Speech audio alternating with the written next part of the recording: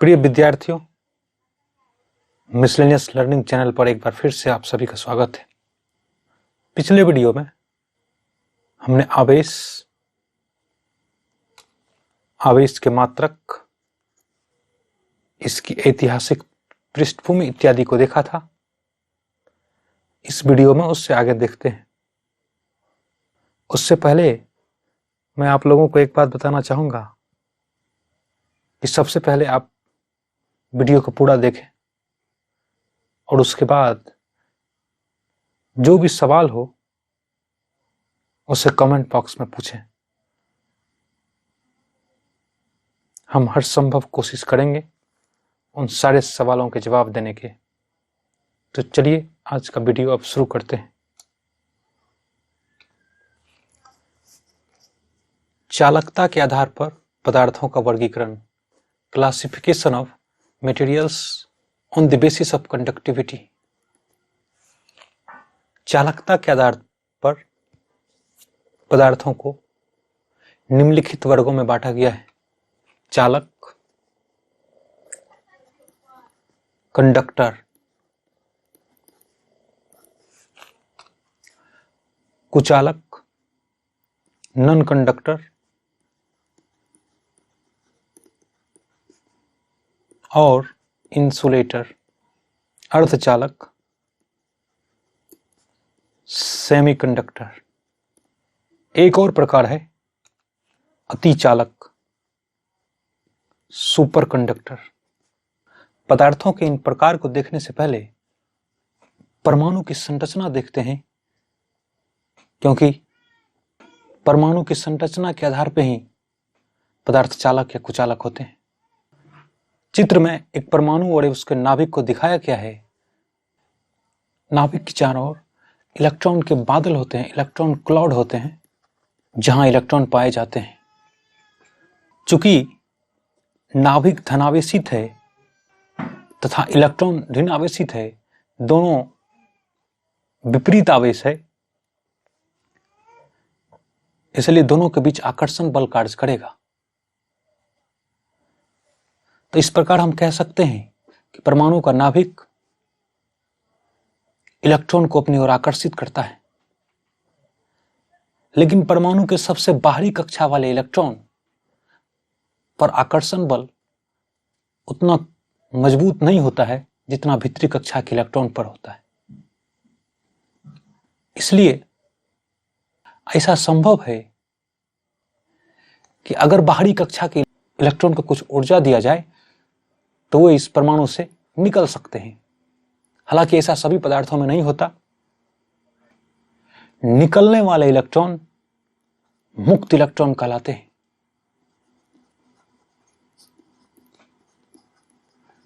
Free electron कहलाते हैं। चूंकि यही इलेक्ट्रॉन विद्युत आवेश के प्रवाह के लिए उत्तरदायी होते हैं, इसलिए इसे चालन इलेक्ट्रॉन भी कहते हैं, कंडक्शन इलेक्ट्रॉन। तो अब देखते हैं कि उन पदार्थों में ये इलेक्ट्रॉन किस तरह व्यवस्थित रहते हैं। चालक, ऐसा पदार्थ जो अपने से होकर विद्युत धारा प्रवाहित होने देता है, चालक कहलाता है। चालक में मुक्त इलेक्ट्रॉनों की संख्या अधिक होती है। चालक के उदाहरण हैं धातु, जंतु शरीर, जल इत्यादि। कुचालक, वे पदार्थ जो अपने से होकर आवेश प्रवाहित नहीं होने देते हैं, कुचालक कहलाते हैं। कुचालक में मुक्त इलेक्ट्रॉनों की संख्या नगण्य होती है, नेग्लिजिबल होती है। कुचालक के उदाहरण हैं प्लास्टिक, कांच, अधातु इत्यादि। अब अर्धचालक है वे पदार्थ जिसकी चालकता चालक तथा कुचालक के बीच होती है, अर्धचालक कहलाते हैं। इसे गर्म करने पर या डोप पिंग करने पर इसमें इलेक्ट्रॉन मुक्त होते हैं। उदाहरण सिलिकॉन, जर्मेनियम। अब है अति चालक। ऐसे पदार्थ जो विद्युत प्रवाह में प्रतिरोध उत्पन्न नहीं करते अति चालक कहलाते हैं। चालक में प्रतिरोध होता है, कम प्रतिरोध होता है। कुचालक में प्रतिरोध काफी अधिक होता है। अर्धचालक में प्रतिरोध मध्य में होता है, ना तो अधिक ना ही कम। लेकिन अति चालक में प्रतिरोध नहीं होता है।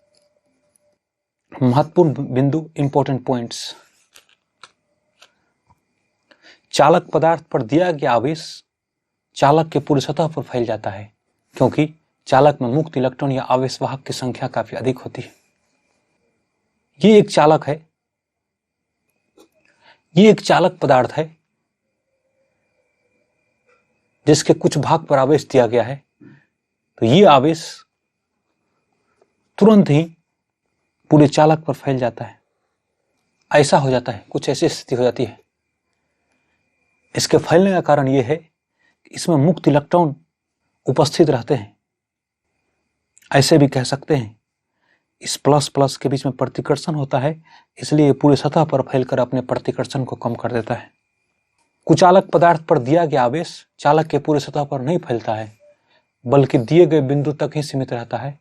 इसका कारण यह है कि इसमें आवेश वाहक की संख्या काफी कम होती है।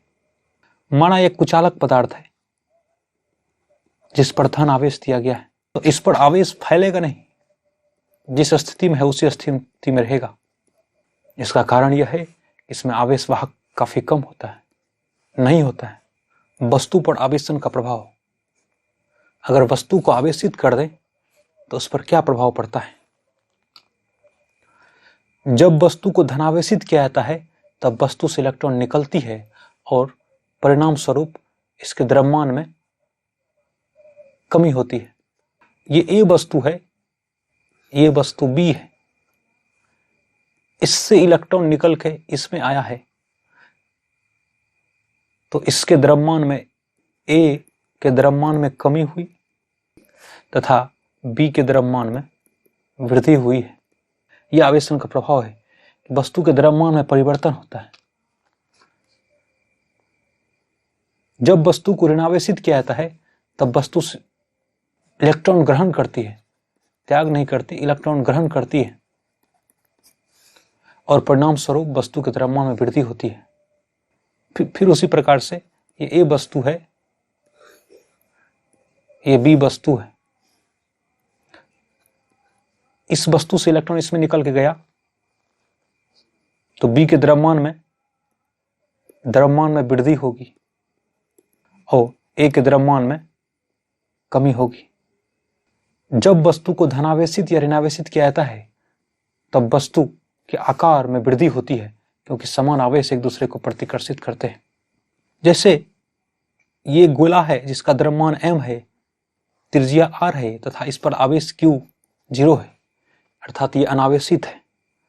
लेकिन दूसरा गोला है जिसे ऋण आवेशित किया गया है, इससे इसका द्रव्यमान m डैश तथा त्रिज्या r डैश हो गया है, तो m डैश m से बड़ा हो गया, अर्थात इसके द्रव्यमान में वृद्धि हो गई है, और r डैश भी r से बड़ा हो गया, अर्थात इसका त्रिज्या भी बढ़ गया है।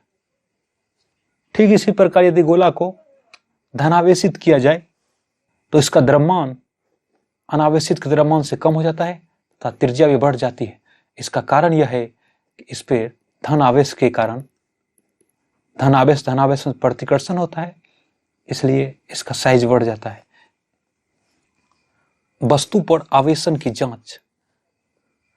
कोई वस्तु आवेशित है या नहीं है, इसकी जांच कैसे की जाती है? जब एक आवेशित वस्तु के पास एक अनावेशित वस्तु को लाया जाता है तब ये दोनों एक दूसरे को आकर्षित करते हैं। जैसे ये एक आवेशित वस्तु है, इस पर धन आवेश है, ये दूसरी अनावेशित वस्तु है। हम जानते हैं उदासीन वस्तु पर समान मात्रा में धन आवेश एवं ऋण आवेश मौजूद रहते हैं। जब किसी अनावेशित वस्तु को किसी आवेशित वस्तु के पास ले जाते हैं तो अनावेशित वस्तु का ऋणात्मक चार्ज अर्थात इलेक्ट्रॉन आवेशित वस्तु के धनावेश की तरफ खींचा जाता है। इस प्रकार से इसका इलेक्ट्रॉन ऊपरी छोर पे चला जाएगा। क्योंकि इधर से इलेक्ट्रॉन ऊपरी छोर पे चला गया, इसलिए इधर धन आवेश उत्पन्न हो जाएगा। अगर अभी देखें तो इस पर नेट चार्ज Q कुल बराबर 0 है, क्योंकि जितना धन आवेश उत्पन्न हुआ उतना ही ऋण आवेश है। लेकिन इस धन आवेश के प्रभाव के कारण इस वस्तु का ऋण आवेश उस धन आवेश की ओर आकर्षित हो गया है। तो आवेशित वस्तु का धन आवेश तथा अनावेशित वस्तु का ऋण आवेश एक दूसरे को आकर्षित करता है, लेकिन आवेशित वस्तु के धन आवेश तथा अनावेशित वस्तु के धन आवेश प्रतिकर्षण बल कार्य करता है। चूंकि धन आवेश और धन आवेश के बीच की दूरी अधिक है, इसलिए बल कमजोर हो जाता है, और धन आवेश और ऋण आवेश के बीच की दूरी कम है, इसलिए बल प्रभावी होता है। इसलिए एक आवेशित वस्तु दूसरे अनावेशित वस्तु को अपनी ओर आकर्षित करने लगता है। यदि धन आवेशित वस्तु के स्थान पर ऋण आवेशित वस्तु ले तो ठीक इसके विपरीत होगा। यह एक ऋण आवेशित वस्तु है। इसके पास यदि अनावेशित वस्तु को लाते हैं तो इस अनावेशित वस्तु का धन आवेश इस ऋण आवेश की ओर आकर्षित हो जाएगा, और उसके दूसरी छोर पे, दूर वाले छोर पे ऋण आवेश उत्पन्न हो जाएगा। अभी इसका नेट चार्ज 0 है, क्योंकि जितना प्लस है उतना ही माइनस है। अब इस आवेशित वस्तु का ऋण आवेश और अनावेशित वस्तु का धन आवेश के बीच में आकर्षण बल कार्य करने लगता है, इसलिए एक दूसरे को आकर्षित करने लगते हैं। इस इलेक्ट्रॉन और इस इलेक्ट्रॉन के बीच प्रतिकर्षण लगता है, क्योंकि दूरी का प्रभाव अधिक है, इसलिए प्रतिकर्षण बल कमजोर हो जाता है। प्रतिकर्षण बल कमजोर और आकर्षण बल मजबूत है, इसलिए अनावेशित वस्तु आवेशित वस्तु की ओर आकर्षित हो जाती है। तो इस प्रकार हम देख रहे हैं, एक आवेशित वस्तु और एक अनावेशित वस्तु हो तो उसमें आकर्षण होता है, लेकिन यदि दोनों वस्तु धन आवेशित हो तो ये एक दूसरे को प्रतिकर्षित करते हैं। इसी प्रकार से दोनों वस्तु यदि ऋण आवेशित हो तो ये एक दूसरे को प्रतिकर्षित करते हैं। इस प्रकार हम कह सकते हैं कि प्रतिकर्षण केवल तब संभव है जब दोनों वस्तु आवेशित हो। इसलिए प्रतिकर्षण ही आवेश की उपस्थिति का सही जांच है, क्योंकि यदि एक वस्तु आवेशित हो तथा दूसरी वस्तु अनावेशित हो तो पर भी आकर्षण होता है, लेकिन यदि दोनों वस्तु समान रूप से आवेशित हो तो सिर्फ प्रतिकर्षण ही होता है। इसलिए आवेश का सही जांच प्रतिकर्षण है। आवेशन की विधियां, मेथड्स ऑफ चार्जिंग। किसी वस्तु पर आवेश कैसे कैसे उत्पन्न किया जा सकता है, ये देखते हैं। आवेश रगड़ या घर्षण द्वारा उत्पन्न किया जा सकता है, बाय रबिंग और फ्रिक्शन। चालन या संपर्क द्वारा उत्पन्न किया जा सकता है, प्रेरण द्वारा उत्पन्न किया जा सकता है। तो इन 3 तरीके से किसी वस्तु पर आवेश उत्पन्न किया जा सकता है। यही 3 तरीका है आवेश उत्पन्न करने के। इन तीनों तरीकों को विस्तार से देखने से पहले भूसंपर्कन देखते हैं। भूसंपर्कन, अर्थिंग। जब कोई आवेशित वस्तु पृथ्वी के संपर्क में आता है तो वस्तु पर उपस्थित आवेश को पृथ्वी द्वारा साझा किया जाता है। आवेश के पृथ्वी के साथ इस प्रकार का बंटन भूसंपर्कन कहलाता है। ये एक आवेशित वस्तु है। जब इसे पृथ्वी के साथ संपर्क किया जाता है तो इसका सारा धनावेश खत्म हो जाता है। यही प्रक्रिया भूसंपर्कन कहलाती है। इसमें होता क्या है कि पृथ्वी से इलेक्ट्रॉन प्रवाहित होता है और इस चालक पे आ जाता है और इसके धन आवेश को यह खत्म कर देता है।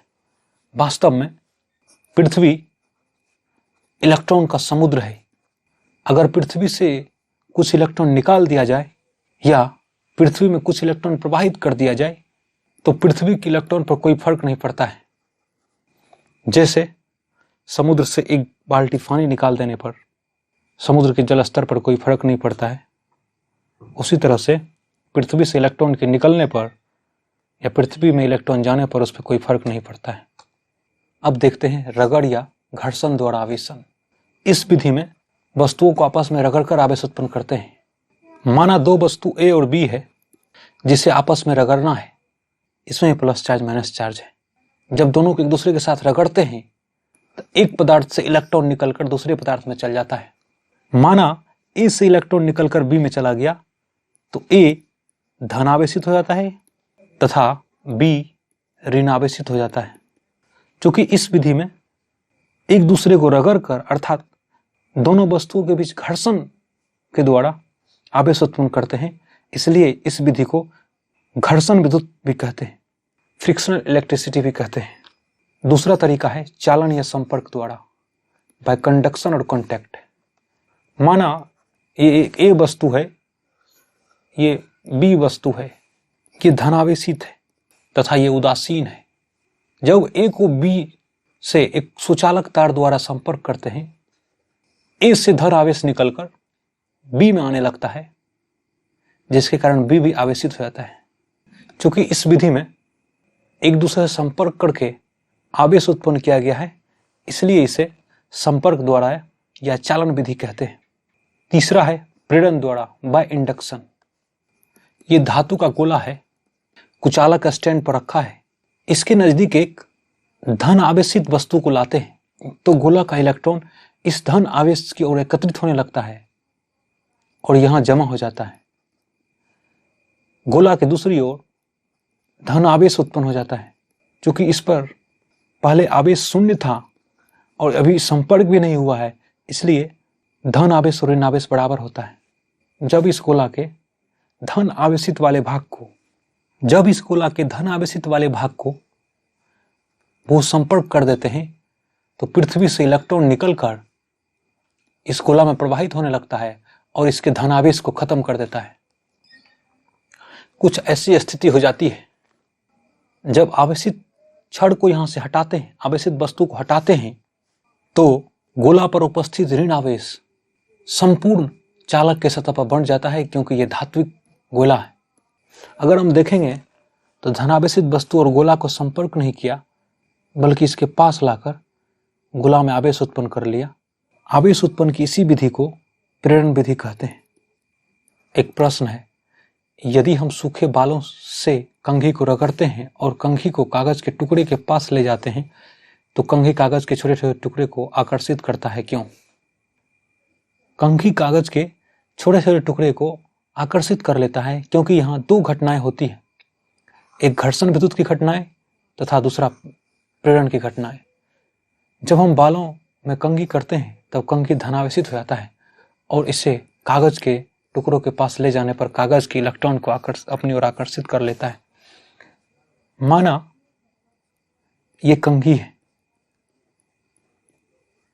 ये धन आवेशित है और इसे कागज के टुकड़े के पास ले आते हैं कि ये धन आवेश कागज के टुकड़ों में उपस्थित इलेक्ट्रॉन को अपनी ओर खींच लेगा, जिसके कारण कंघी का धनावेश और कागज के टुकड़ों के ऋण आवेश के बीच आकर्षण बल कार्य करने लगा, इसलिए कंघी कागज के टुकड़े को अपनी ओर आकर्षित करने लगता है। इसमें दो घटनाएं हो रही हैं। जब कंघी को बाल से रगड़ते हैं तो घर्षण के कारण कंघी धनावेशित हो जाती है, तो ये घर्षण विद्युत है। जब कंघी को कागज के टुकड़े के पास ले जाते हैं तो प्रेरण द्वारा कंघी का धनावेश कागज के टुकड़े के ऋणावेश को अपनी ओर आकर्षित कर लेता है और अंत में कागज के टुकड़े कंघी को आकर्षित होने लगते हैं। तो आज की वीडियो में बस इतना ही। इसी तरह के और वीडियो पाने के लिए आप चैनल को सब्सक्राइब अवश्य करें। धन्यवाद।